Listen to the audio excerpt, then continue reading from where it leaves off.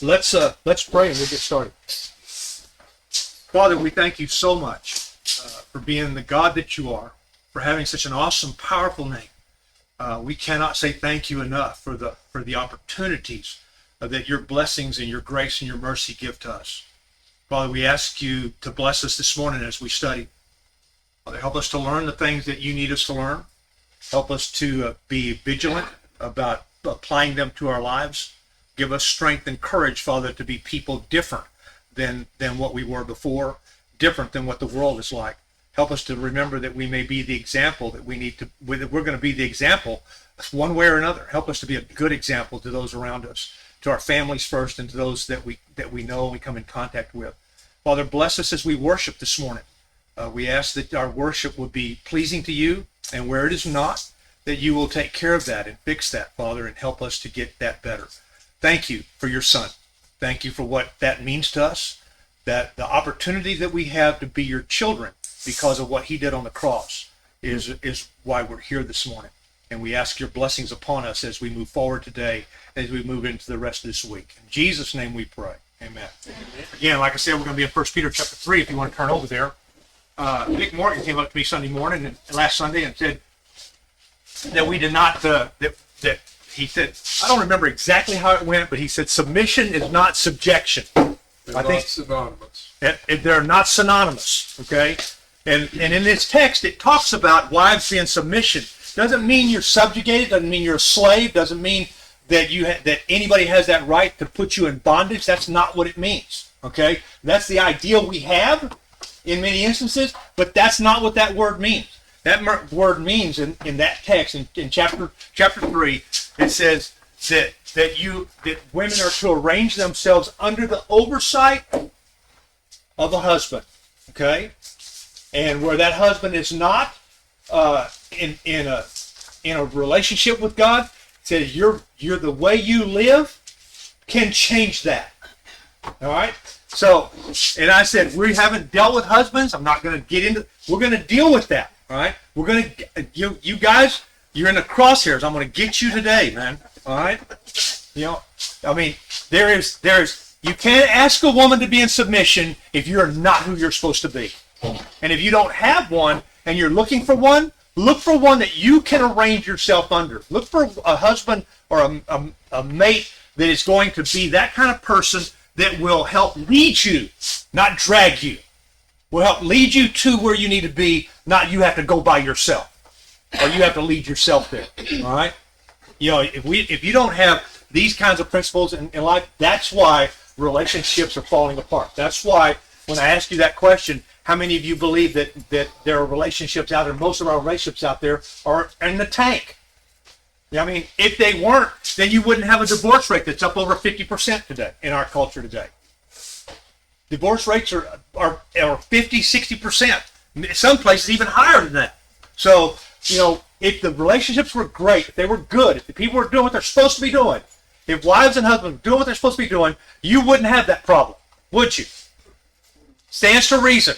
If we put it into play the way God says to do it, you're not going to have those relationship problems like we see in our culture today. And so our responsibility, I think, is to show them something different. If we look just like they do, then what's the point? If there's no alternative, then many people, and I've talked to many of them, they say, well, I thought this is the way it was supposed to be. So it was always like that. I thought everybody's family's like this. I've heard that before from young people that have been molested. I've heard that. I thought all families dealt with this. No, they didn't. You know, but that's what the molester made them believe. So, you know, when we look at this, and I'm going to read back through these 5 verses that we did last week. I'm going to look back at them, and I know and guys, I know I'm not going to spend all morning on this. We're going to get to you this morning, so you'll feel left out. You know, last week we dealt with the wives. This week we're going to deal with both of them. So let's look at chapter 3, and we're going to start in verse 1. We'll read 5 verses. All right. Wives, in the same way, submit yourselves to your own husbands, so that if any of them do not believe the word, they may be won over without words by the behavior of their wives. When they see the purity and reverence of your lives, your beauty should not come from outward adornment, such as elaborate hairstyles and the wearing of gold jewelry or fine clothes. Rather, it should be that of your inner self, the unfading beauty of a gentle and quiet spirit, which is of great worth in God's sight. Now, I want to ask you a question before I go on. All right? How can you ladies, how do you believe that you can cultivate this kind of inner beauty? Because this is of great worth in God's sight, to have the unfading beauty of a gentle and quiet spirit. How do you cultivate that? How do you navigate through that and create that? How do you grow that in your life? Tell me how you think you do that, ladies. Come on, I got some of you ladies that'll talk. Tell me.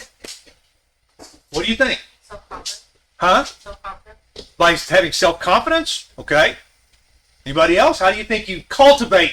How do you cultivate that kind? Because in our culture today, let me tell you why. In our culture today, how many of you watched TV yesterday? How many of you watched TV yesterday? I don't care if you watched a football game. I don't care if you watched anything. You watch TV. So at some point, how many of you watch commercials? Most of the commercials, when they're designed towards women, what are they? You know, you can try this on your face, or you can wear this kind of clothes, or if you look this way, or if you walk that way, or if you do this, or you do that, wear your hair like this. You know, there's hair product or that hair product. Everything's going to be what? It's going to be wonderful and beautiful. Right? And that was it? You know, here Peter's not saying don't do that stuff. He says don't depend on that. Because it says, look back at this verse. He said, verse 4, the unfading beauty of a gentle and quiet spirit. You understand what happens to us, guys? You know, as you get older, you understand what happens? Everything, gravity takes over. All right?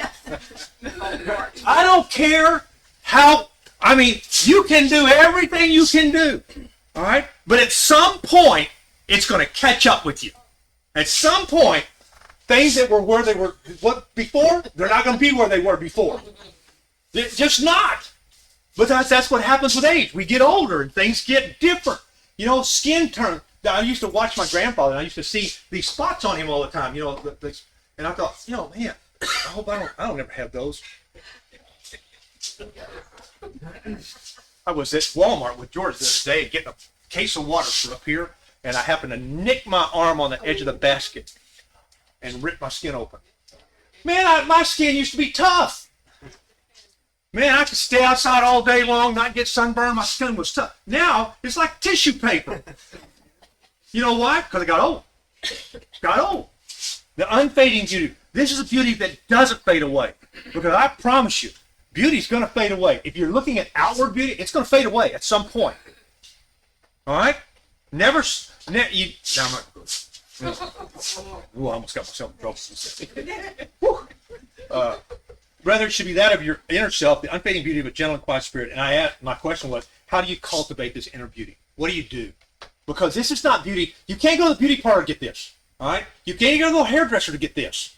This is different. You can go get all that outward adornment and stuff. You can go to Dillard's or wherever, and you can buy clothes and fancy jewelry and all. You can make yourself look knocked out, man. You can. All right? But you can't develop this there. How do you develop this? You have to seek God through prayer. You have to seek God. Where does that self-confidence that Dale's talking about? Seeking God. Have to put God in your life. Have to make sure that God is primary in your life. Then you can pull this stuff off. Well, how else? How else do you cultivate it? The way you treat other people and the way you speak. Okay, so then, Words that come out of your mouth. like I prayed was that we can navigate applying this in our lives. As an example, people watch you all the time, and it's how you act and how you speak, how you treat other people. I have seen, and so have you. I've seen a lot of beautiful women that were ugly on the inside, just ugly on the inside. You know, man, when I was in high school, man, you think bullying stuff, man, that was going on when I was in school, man. That was, you know, maybe not as predominant. You had an internet where they could attack you on, you know, through your phone, but you know. And I saw they were cute, pretty girls. And you get to know them going, good grief, I don't want to be nowhere near this person. This person, man, no. Because that beauty doesn't translate inside just because it's beautiful on the outside. He said, look for that unfading beauty of a gentle and quiet spirit. And remember I said last week, you know, a submissive wife is not a nag. Nag, all the time. Nag, all the time. You know, can't be like that, ladies. Just every once in a while. Huh? Just every once in a while. Just every once in a while. Sorry. That's okay. That's all right. I knew, I want people online to know we have fun in here. Hopefully we get these new cameras, they'll be able to see more of y'all than just these three people. It's just a few people. That's all they can see. But at some point we're going to be able to see. We'll be able to see everybody. But, now I want to look at verse 5. All right. No. For this is the way the holy women of the past who put their hope in God used to adorn themselves. They submitted themselves to their own husbands. Okay, got it? Like Sarah, who obeyed Abraham and called him her Lord. You are her daughters if you do what is right and do not give way to fear. Okay? Sound like a pretty impressive woman, doesn't it? What do we know about Sarah? What do we know about her? Not from here, but just what do you know? What do you remember about her? She wasn't very patient and waiting for God's promise. She wasn't very patient. Of course, I guess at 90 years old Give up. and haven't had a child, I guess might be impatient too. Time's clicking. She laughed at God. Okay. What else do you know about her? She was married to Abraham. Right? What else do you know about her? She trusted her husband. Huh? She trusted her husband. Trusted her husband? She was attractive. She was gorgeous. It doesn't say she was just pregnant. She was gorgeous. All right? I want to take you to a text. All right? Remember what does this text just say? It says that she obeyed Abraham and called him her Lord. I want to take you to a couple of texts. Look at Genesis chapter 3. We'll be right back here, but Genesis chapter 3.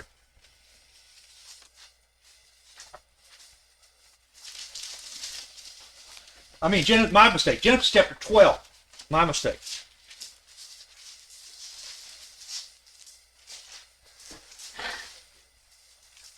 Okay? Everybody got it? Genesis chapter 12, first book in the Bible. Look at verse 10. Now there was a famine in the land, and Abram went down to, this is before he got his name changed to Abraham. Her name is Sarai here. Before her name changed to Sarah. Went down to Egypt to live there for a while because the famine was severe. As he was about to enter Egypt, he said to his wife Sarah, I know what a beautiful woman you are. Okay? When the Egyptians see you, they will say, this is his wife. Then they will kill me, but let you live. Say you are my sister, so that I will be treated well for your sake, and my life will be spared because of you. Okay? Well, what do you think happens? He did that. She does that. Yeah. All right. But he Now, got found out. He got found out. now go to chapter 20.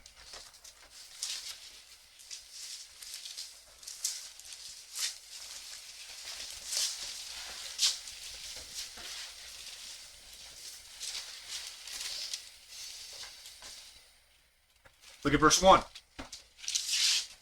Now Abraham moved on from there into the region of Negev and lived between Kadesh and Shur. For a while he stayed in Gerar, and there Abraham said of his wife Sarah, she is my sister. Then Abimelech, king of Gerar, sent for Sarah and took her.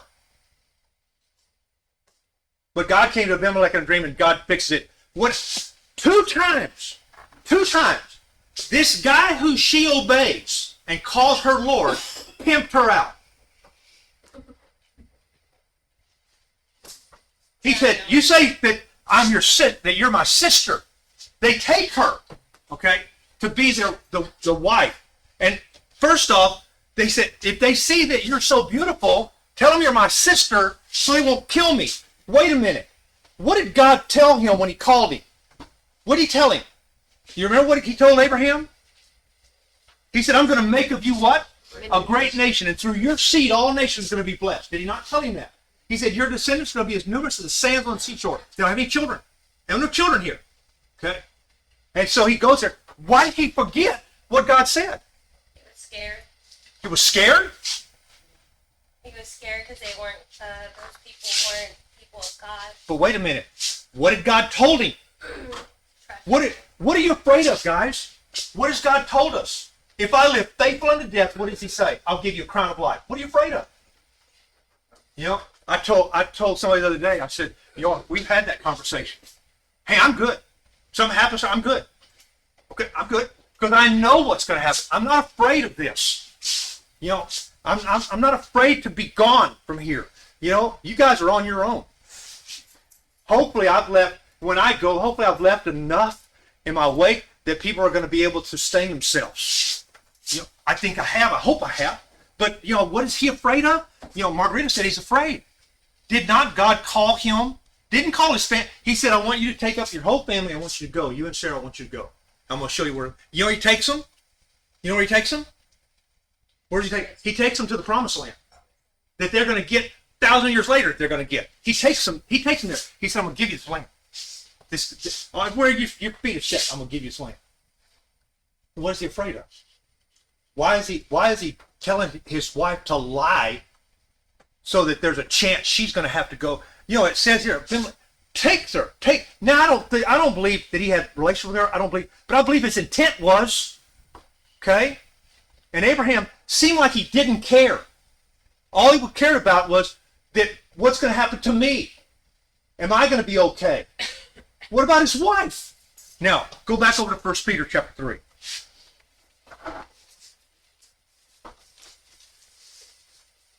Like Sarah, who obeyed Abraham and called him her Lord, you are her daughters if you do what is right, do not give way to fear. You think she was afraid to go into Egypt and have the Egyptians maul all over her?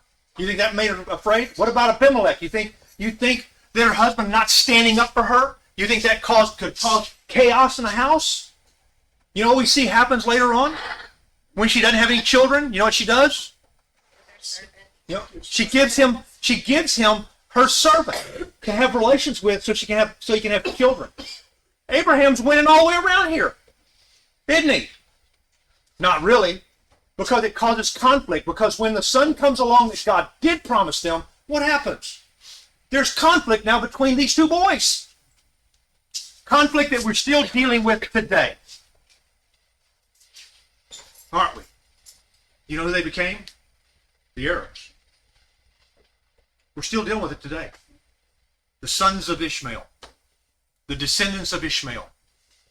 You know? So, anyway, when you look at this and you say, well, I've got it really bad. Really? Really? What about Sarah? How bad? And she said, he is my Lord. I obey him. Yes, she laughed. She did when she's 90 years old and God said, the angel comes and says she's going to be with child this time next year. You have a son. You know, of course she left. She's 90 years old. He's 100. You know, first off, who wants to raise a teenager at 113? I wouldn't want to raise a teenager at 35. You know, the prospect you guys have, I'm glad I'm done. You know, I don't laugh, but you know, I go, when I leave here sometimes, because I get to go home alone. But you know, I mean, it. Don't get me wrong. I love being a father. I love being a parent. I love raising them. But man, I look back now and I said, man, I'm glad it's over. Right? Jim and I talked about it the other day. Man, I'm glad. But you know, here, you know, she has so much negativity, and yet what does she do? He's my Lord, and I'm going to obey him. Ladies, do you need to put a guy in your life that you can do that with? Do you think maybe the hunt needs to keep going? Maybe you need to keep looking? Look for one that you can bet your life on. And not just say, you know what? And you know, it is still not always going to be good, perfect. It won't. Because what one of these guys in here is perfect? Not one of us. They ain't out there. But are they? Can we grow into that? Can you find someone with a heart that will grow? They may not always they might not lose everything that's negative. But you know, you can choose to be a woman that has looked at this and said, you know what, I'm not gonna gauge who I am. And I think that's part of cultivating this inner beauty. I am going to look at God and my relationship with him and not anything else. And I'm going to be the best I can be. And I think that goes a great distance in cultivating that kind of mindset. You know, you bring a negative mindset and you say every time I go in there, oh Lord, I got to go back in here again. Then yet, guess what? It's not going to go well, probably. It's going to probably be a negative situation. All right. Now, We have to consider the difference in society at that time. absolutely. It makes you understand. Sure. Absolutely. Because they were all authoritative. Absolutely. Doesn't mean the guys some of them were snakes. You know, David's not a good father. You know, by any stretch. You go read about it. David's not a good father. He's not a good husband. You know, but God says he's a man after my own heart. So God must see us different. Maybe getting into the Word and getting close to God, maybe we figure out what God's looking at. And maybe we need to start looking for the same thing. You think? Okay, guys, your turn. Look at verse 7. Husbands, in the same way, consider and be considerate as you live with your wives and treat them with respect as the weaker partner and as heirs with you of the gracious gift of life, so that nothing will hinder your prayers. Okay? What does he say here, guys? Guys, what did he say? What are you supposed to do? Come on, guys. Be nice to her. Be nice to her. Do you think that's what he's saying? Be nice to her? Come on, guys. What do you think it means to be considerate? Well, you accept them as your equal, Okay. because in many ways they are. You know, it took me a long time. What I figured out is, y'all see George as my wife. That's only the here and now relationship. That's my sister. That's my sister. That is a relationship that's never going away. Husband and wife things will go away. That's only for here. Jesus said there is no marriage given in marriage in heaven. Ain't none of that. We need that here. Because why? Because God looked at Adam and said, what? It is not good that he's alone. So he made him a helpmeet. Didn't need that. Don't need that. So she's my sister. That relationship never going to go away. Okay? That's not my daughter-in-law. It's my sister. She'll always be my sister. She's not going to always be my daughter-in-law. She'll always be my sister. Okay? That's back to this. So how is us guys, how are we supposed to look at them? If I look at them as you're my wife and you need to do what I tell you, guess what? Your sister's not going to be happy in her life. It's just not going to happen. You have to look and say, okay, what do I need to do? How do I need to do this? I want to take you to another text. Same one I took you ladies to. I'm going to take you guys to Ephesians Chapter 5. Yeah, I have a question, actually. Huh? I have a question, if you don't mind. Absolutely. So, take that last, sentence that you said, Mhm. like how your sister's gonna be miserable, the whole life is, basically what you just said. What if a female is used to that her entire life?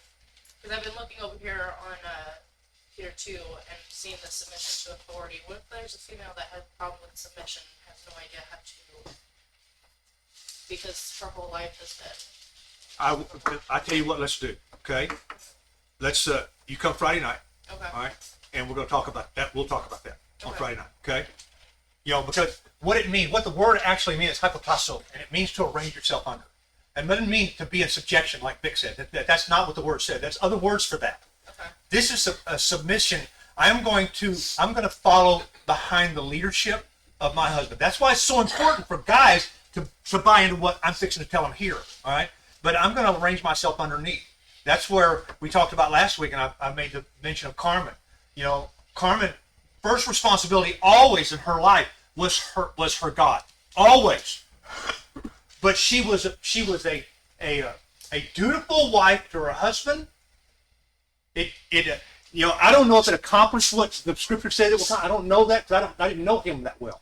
But what I do know is that she was you could put her picture here in this text for the kind of wife that verse in chapter 3 says to be.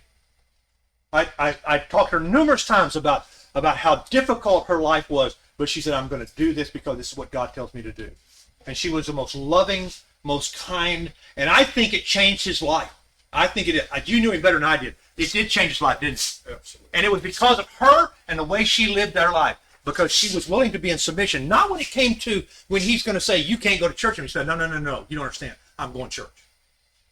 And then finally said, okay, all right, I'll give you that.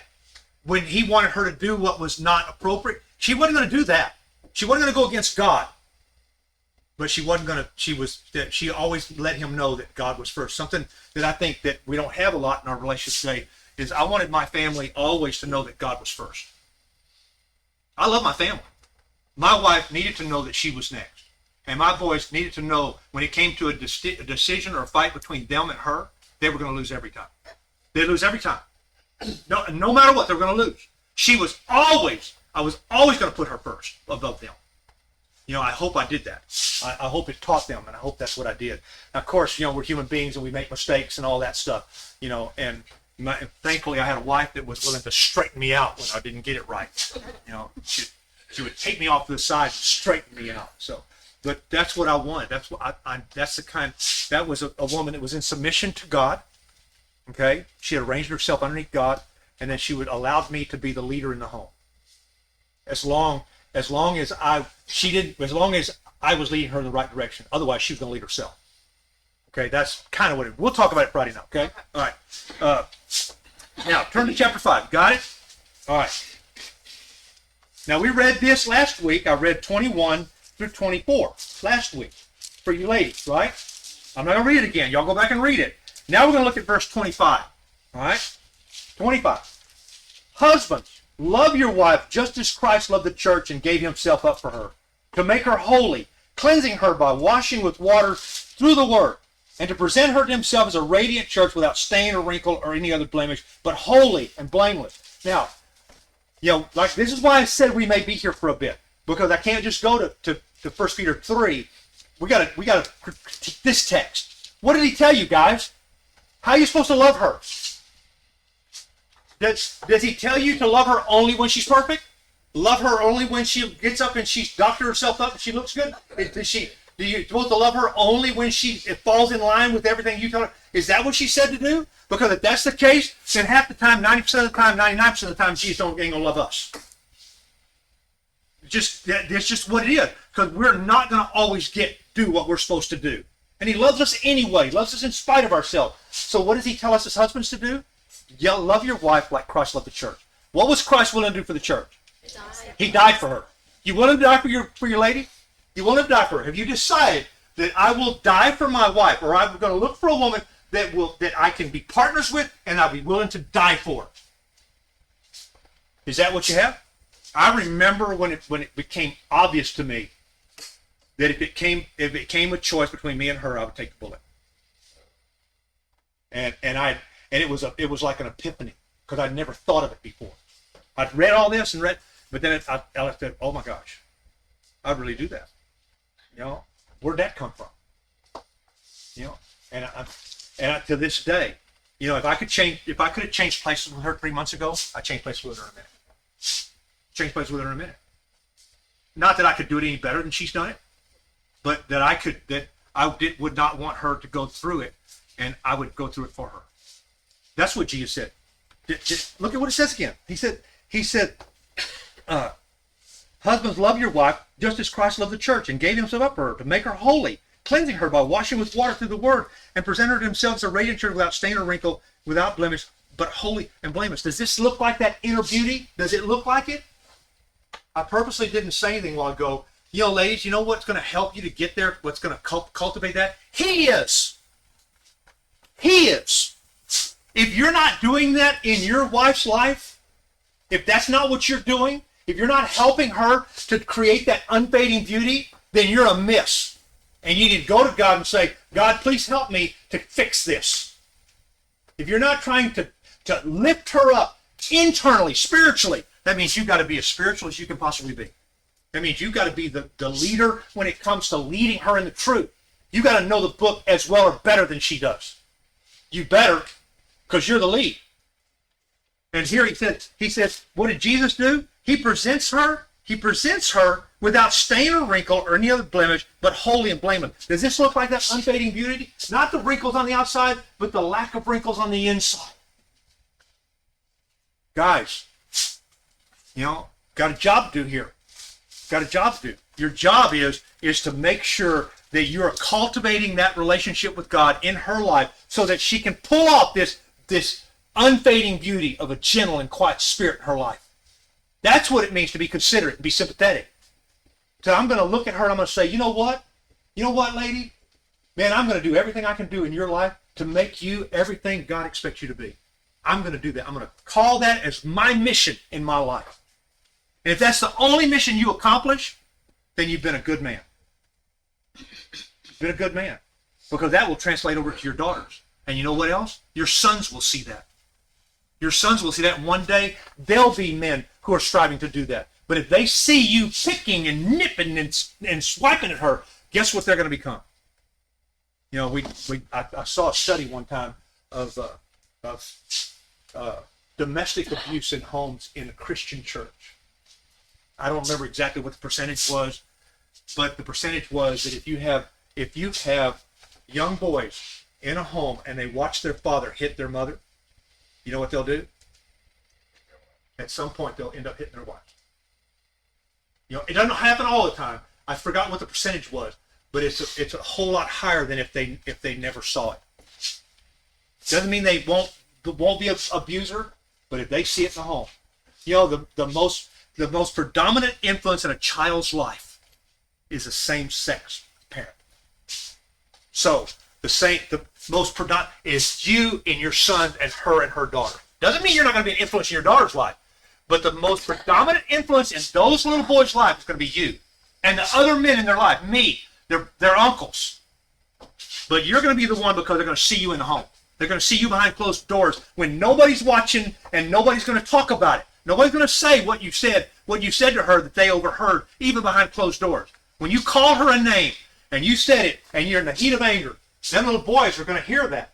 And guess what? They hear it enough. What do you think they're going to do? That's not what this is. That's not what this is telling the Christian men to be. It says to love. You think Christ has anything derogatory about you? You think he goes before the Father and says, "Man, that's sorry," and fills it in with cuss words? You think that's what he does? Do you really? He loved us so much he died for us. Do you really think he would denigrate us to the Father?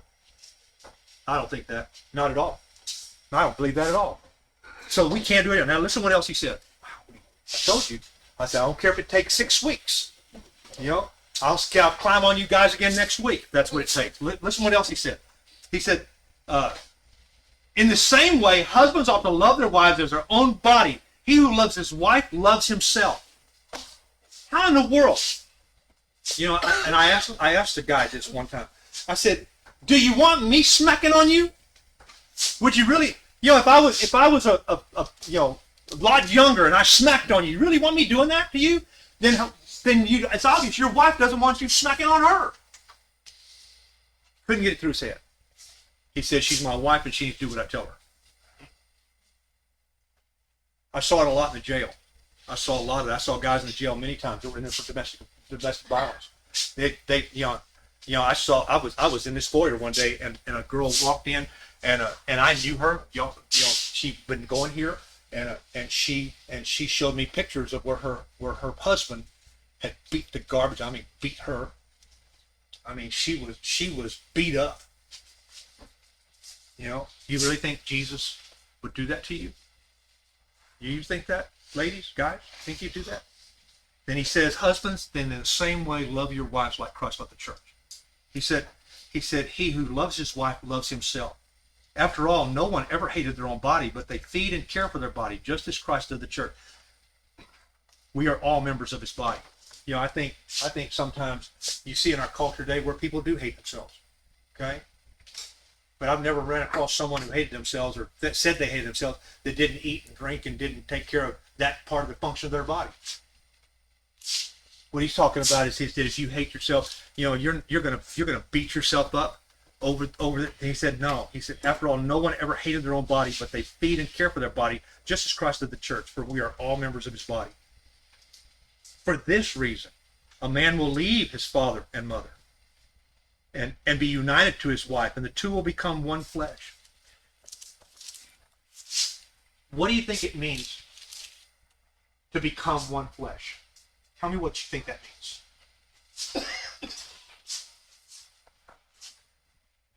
To become one spirit.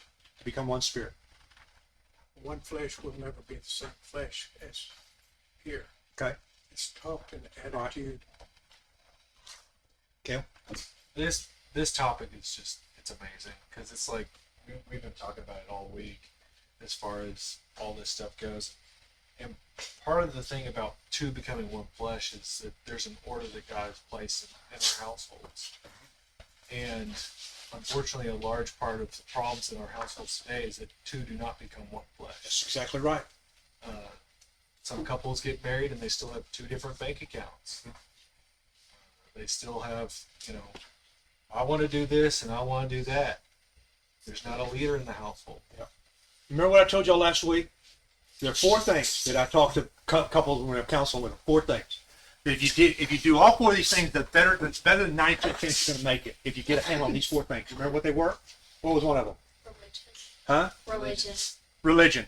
You got to get a handle on. You got to get on the same page when it comes to religion. If you don't, if one of you thinks one way, one of you thinks another way, and you don't come to some kind of mutual understanding, There's couples that when they get married, one's goes to one church, Yep. one goes to another church, and then how's that supposed to work? how do you become one flesh that way? How do you become one belief that way when one place has one belief and another place has another? So on religion, what's another one? How are you gonna raise your How are you going to raise your kids? If you have two people in a home and one of them thinks you ought to do it this way and one of them thinks you ought to do it this way, guess what's going to happen? Guess who's going to get in a fight? And guess, if you have smart enough kids, guess what the kids are going to do? They're going to play you one against the other. Right, Paul? Because that's what he did. Because we weren't there. We didn't do that, and he played us. And he got me in trouble so many times. I can't tell you how many times. He got me grounded. I can remember And doing something he just did like all- that. I did something just like that. I got in trouble in kindergarten, and I was supposed to get a spanking because I'd acted up. But I come home and I'm like, Mom, please spank me. Mom, please spank me. I don't need Dad to spank me. You spank me. Yeah. So what's another one? Religion, kids, what's another one? Money. What do you do with money? You have two bank accounts, you have two people saying, hey, this is my job, this is my stuff, this is my money. Nuh-uh. No, it never works that way. It never works. All right? And what's the last one? In-laws. In-laws. If you can't get a handle on your in-laws, if you can't see eye to eye when it comes to, and I told you I had a real problem with my mom. My mom and my wife didn't get along. They didn't. Man, my wife's a strong-willed woman, and my wife's trying to dominate, and there was one thing you weren't going to do to my wife. You are not going to dominate my wife. Not going to happen. So especially you don't come into our house and try to dominate my wife. Mom, you need to go back to San Antonio because this is not going to go well for you. I've been on the receiving end of this. This doesn't go well. And it didn't go well. It didn't go well. Yeah, because we didn't have and it was my fault because we had not come to an agreement. I should have went to my mother and said, "You need to back off. This is my house. You need to go home." I should have done that. She had to do it. She had to run my mother off. Guess what happened after that happened? What do you think happened? Didn't go well for a while because we didn't have a handle on this stuff. You get a handle on these things, and what happens, guys? We're going to finish this up next week. I'm going to finish the last of this here, and we're going to review this. I'm going to review it because I think you guys need to hear this over and over and over. All right. Remember, there are lousy relationships out there in the world. We expect that. I don't expect them to be in the church. I expect us to know better. Yeah, Larry. The first line of verse 32. This is profound mystery. Yes, it is. And we're going to talk about that. We're going to because I'm going to go all the way through verse 33. So we're going to look at that. And guys, go read chapter 5 and start in where it talks in verse 21 and read through the end of the chapter. When we counted, did not we take you here, Jared? When Cole and I sat down and talked to you, we studied this text, didn't we? The wives part, because we were just studying with you. We studied the husband's part, at length, about this. But, go do that, all right? And lady, go back and read, all of you, go back and read 1 Peter 3, 1 through 7, and then go read Ephesians Chapter 5, verse 21 through the end of the chapter, all right? We'll see you next week. We'll finish this up next week.